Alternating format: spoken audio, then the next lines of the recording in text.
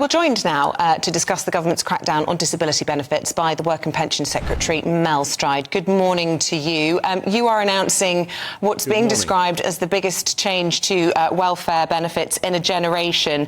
And you've identified something that is a huge problem for taxpayers, claims having doubled since before the pandemic, costing us £28 billion a year. How are you going to resolve this problem?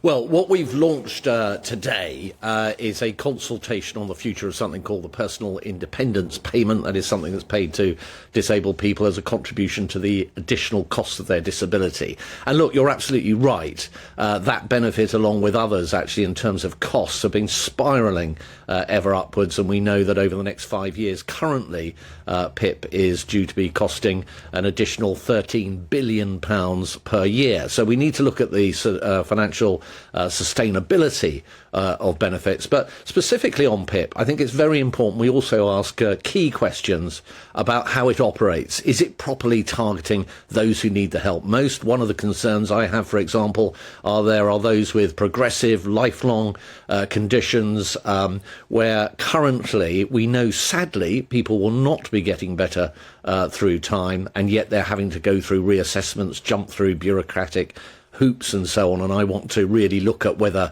that's appropriate and we can't do things better. I want to look at best practice internationally, and I want to look at the nature of the support that's actually provided. Should it be cash benefits, or should we also be looking, for example, at healthcare support for those, particularly those that are on PIP through reasons of mental health conditions? Explain that one to us, Mel, because the danger is that the people who are suffering in some way, whether mentally or physically, will just be left without help. How do you see their treatment progressing?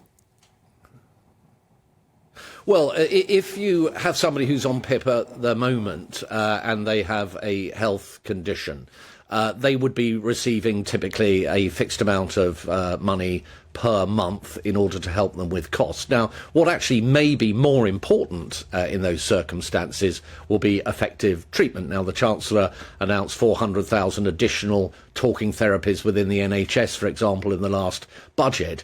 Now, that combined often actually with assistance and help getting people into employment if they're not already in employment and receiving PIP, are the kind of things that can make a huge difference to people's lives. And we see different approaches around the world. And in fact, we're very interested in our consultation in looking what other countries are doing here.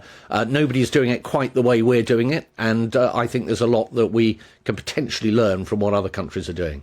And whilst we've been in the midst, and we are still in the midst of this sort of policy blizzard coming from government at the moment, lots of announcements taking place, there are undoubtedly some challenges for the Prime Minister specifically coming up. We've had the defection over the weekend, rumours of yet more rebellions and possibly a vote of no confidence for the Prime Minister, and of course Thursday looming large. How confident are you that this time next week we won't be talking about possibly a new Prime Minister, a new person to lead the Conservative Party? No, I really don't think that that is going to happen. And the reason is that I think my colleagues in Parliament know that what we've got to focus on now are the great successes that we've had, and we've got to continue to communicate. So, for example, the reduction in the level of inflation down from 11.1 to 3.2%. That's taking a lot of those cost pressures off from people. Real wages have been rising now for 9 consecutive months. We've seen since September of last year 200,000 fewer people on those NHS backlogs. We've made this commitment to spend more on defence. We're cutting people's taxes. Right now, £900 per year less in tax due to the national insurance double taxation that we've been reducing. So those are the things that we've got to communicate. And I think the vast majority of my colleagues in Parliament know that. OK, I've got to ask you about the situation with Dublin, confrontation brewing, frankly, between yourselves and them. How do you resolve this? I mean, do you think that there is a bit of hypocrisy going on here in terms of insisting we take back these asylum seekers that want to get away from the Rwanda deal and seek refuge in Ireland?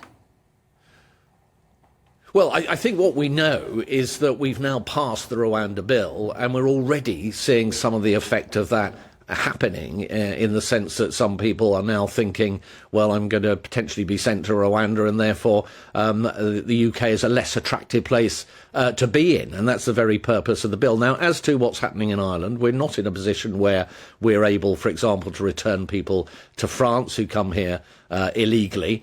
And so I think that, is kind of plays into the discussions and the position that we're in when it comes to people that are going across the Northern Ireland, Republic of Ireland border. But look, we will be working very closely with Irish counterparts. I know that the Home Secretary is soon to have a meeting with his Irish counterpart to look at these things, but we certainly don't have any plans to be in there standing in the way of people leaving the UK. The whole purpose of the policy, in fact, is to act as a deterrent, and I think what you're seeing here is the early signs of that deterrent working.